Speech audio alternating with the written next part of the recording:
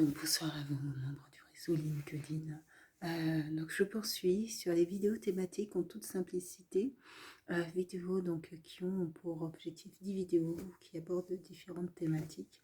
Aujourd'hui, ce soir, parce qu'il est déjà 22h21, ce dimanche 26 juin 2022, ces vidéos, ces 10 vidéos ont pour objectif de parler en toute simplicité de différents aspects de nos vies, du réseau, notamment et surtout, et notamment le réseau et comment on peut faire finalement pour que ce réseau va au-delà simplement d'un outil qui va nous servir pour pouvoir accéder à un poste ou à un stage ou voilà, selon nos recherches, mais que ce soit véritablement un véritable réseau qui se construit. 4 ans. La première vidéo, c'était 4 ans déjà.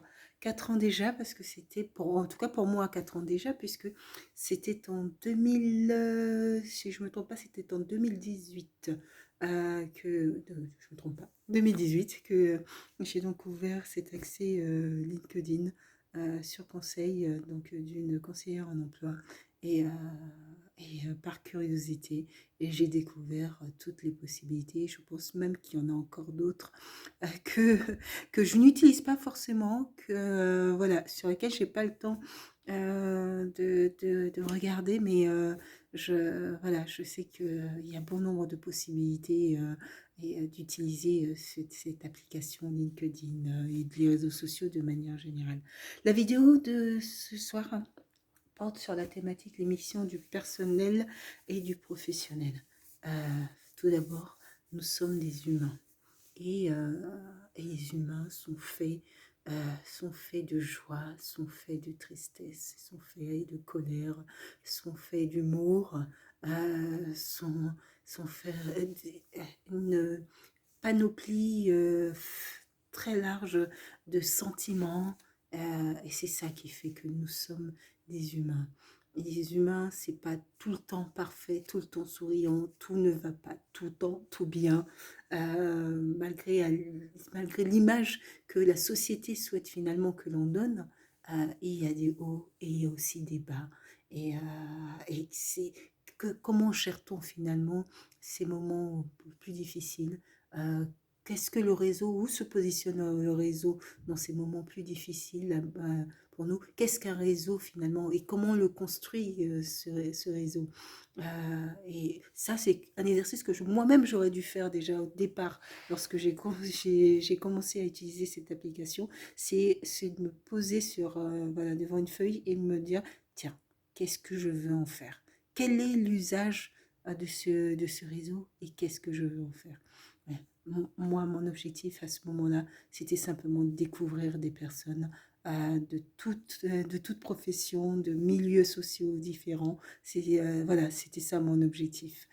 Sans véritablement définir comment dire ça, un réseau cible, c'est-à-dire avec des personnes qui vont avoir forcément des liens avec mon activité professionnelle. Bien au contraire, l'objectif, c'était plutôt de s'ouvrir à l'extérieur, à ceux qui ne sont pas de mon activité professionnelle.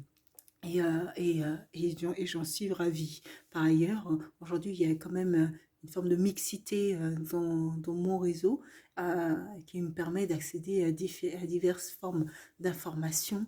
Je trouve ça formidable, voilà, de pouvoir développer sa culture et sa culture au-delà de la profession que moi j'exerce d'assistante sociale, c'est aussi découvrir vos métiers, vos professions, vos passions, vos personnalités. Et c'est ça qui est formidable dans le réseau. L'émission du personnel du professionnel.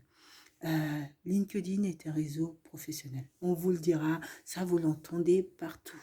Et la bienséance, ce sont des formes de règles de conduite qui sont marquées par des usages qui veut qu'on fasse les choses selon ce qui convient à tout le monde, au plus grand nombre. Voilà.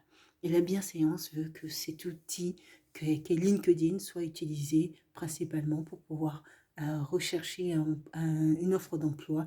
Même dans l'univers numérique, finalement, on arrive à imposer des règles de conduite qui sont un peu calquées sur le monde réel. Donc ce réseau qui est un réseau numérique et qui n'a pas pour objectif de rester, que les individus restent seulement parqués dans ce réseau. L'objectif, c'est d'abord d'être dans le numérique, mais après de passer dans le réel, c'est-à-dire d'être en contact, en rencontre avec les uns, avec les autres, les unes avec les autres. Et donc la bienséance veut que cet outil qui est un peu notre j'allais dire curriculum vitae numérique, mais un petit peu parce qu'on met des éléments d'information de notre parcours professionnel, de notre vie personnelle sur LinkedIn, hein. Donc c'est notre page de présentation numérique. Et on veut que cette page de présentation numérique soit lisse dans le sens où soit parfait, qu'il n'y ait rien qui ne corresponde pas à la bienséance, aux convenances, à ce qui peut choquer les uns et les autres. Mais j'ai envie de vous dire, on choisit les membres de son réseau.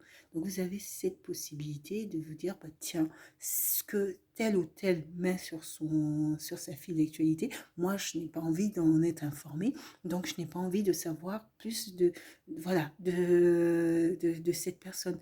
Vous avez cette possibilité-là. Dès lors où vous faites le choix d'être dans un réseau, c'est que vous faites le choix de vous ouvrir aux autres. Et l'homme est fait d'une telle complexité que vous ne pouvez pas vous arrêter à simplement l'aspect professionnel.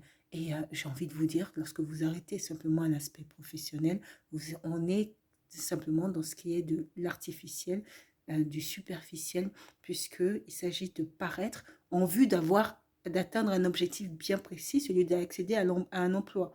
Ce qui est tout à fait normal, hein, que je ne critique pas dans le monde du travail, mais après, c'est qu'est-ce que tu recherches, qu'est-ce que je recherche, qu'est-ce que nous recherchons qui fait la différence.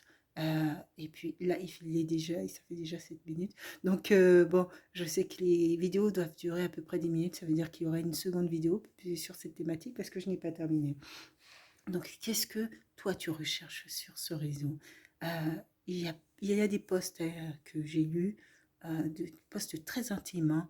Et moi-même, j'en ai fait aussi des posts particulièrement intimes à un moment de ma vie où j'avais besoin d'exprimer des éléments, des événements de ma vie et j'avais besoin de les exprimer certainement quelque part pour avoir une forme de soutien en fait du réseau, puisque au-delà même de, vous savez, on lance un post et puis il y a des gens qui réagissent à ce post et ça ne laisse pas insensibles les individus.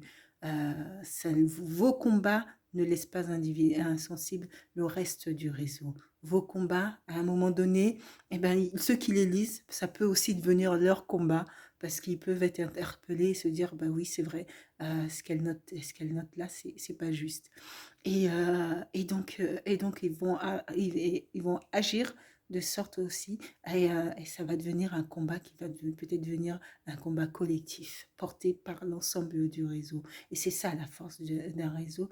Le réseau c'est cette capacité aussi à se mobiliser tous autour de projets collectifs, de projets que l'on peut porter et qui peut faire la différence et changer les événements.